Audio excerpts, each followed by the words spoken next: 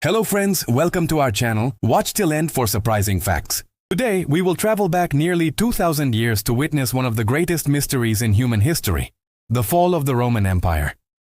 A civilization that ruled most of the known world, with roads stretching from the sands of Egypt to the cold forests of Britain, and an army that seemed invincible. Yet somehow, this empire, powerful, advanced, and wealthy, collapsed. And the question that still puzzles historians is, what really happened to Rome? The story begins not with its fall, but with its rise. Rome started as a small city on the banks of the river Tiber. In the beginning, it was nothing more than a group of farmers and warriors, but their discipline, courage, and strategy made them unstoppable. They conquered territories, built magnificent cities, and established a political system that became the foundation for modern civilization. Roman law, architecture, and even language still echo in our world today. But behind this glory, there was a hidden weakness growing slowly. For centuries, Rome relied on expansion. Every war brought new slaves, new resources, and more gold. But once the borders reached their limits, expansion stopped, and so did the flow of wealth. Without new lands to conquer, Rome had to rely on its own people to sustain the empire. And here, the cracks began to appear. The Roman citizens grew lazy, addicted to entertainment and luxury. The famous gladiator games, once a celebration of bravery, turned into distractions for the masses. The government, struggling to maintain peace, spent enormous amounts of money on these spectacles. The empire that had once valued discipline and hard work now encouraged comfort and corruption. Meanwhile, outside the borders, the world was changing. Barbarian tribes, the Goths, Vandals, and Huns, were growing stronger.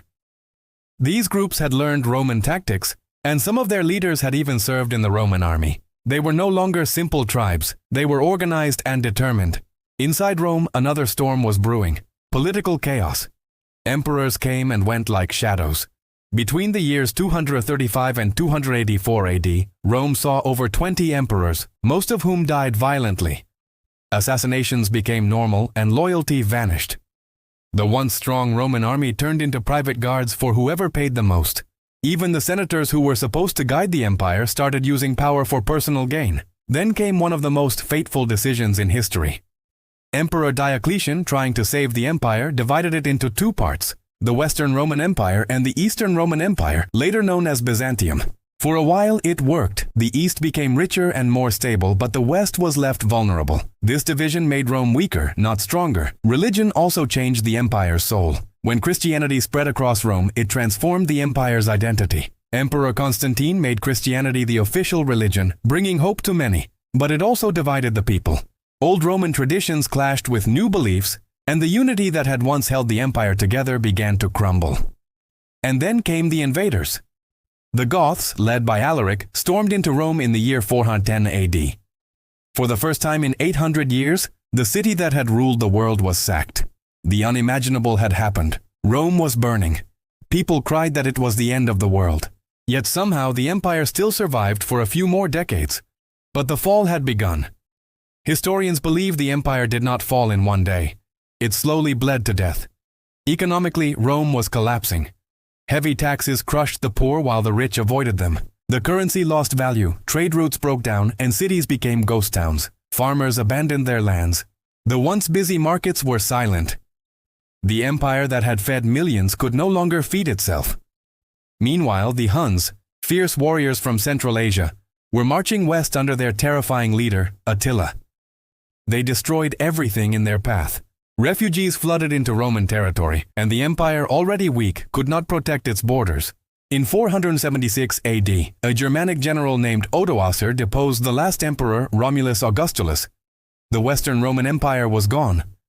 But what makes this story truly mysterious is not just how Rome fell, but why it fell when it did.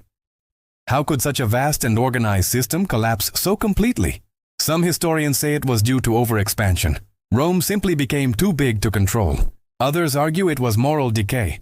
The people lost the virtues that made Rome great. And some believe it was nature's revenge. Climate change, disease, and famine played their part. Recent discoveries add more intrigue. Archaeologists have found evidence that the Roman climate became colder and more unstable during the 4th century, leading to food shortages. The Antonine Plague and later the Plague of Cyprian killed millions, weakening the population. These invisible enemies, disease and famine, may have done what no army could, destroy Rome from within. Yet, even in its fall, Rome did not disappear entirely. The Eastern Empire, Byzantium, survived for another 1,000 years, preserving Roman law, art, and culture. And the idea of Rome, its government, its power, its order, lived on. Every empire that came after tried to call itself a new Rome. From the Holy Roman Empire to modern superpowers, the shadow of Rome still haunts our world. The story of the fall of Rome is not just about the past. It is a warning for the future. It tells us that no matter how great a civilization becomes, it can collapse if it loses unity, discipline, and purpose. Power, once gained, must be balanced with wisdom, or history will repeat itself. And maybe that is why the mystery of Rome's fall still fascinates us, because deep down, we see a reflection of ourselves. The question remains, if Rome could fall, could we? If you like the video, please subscribe and like, follow and comment.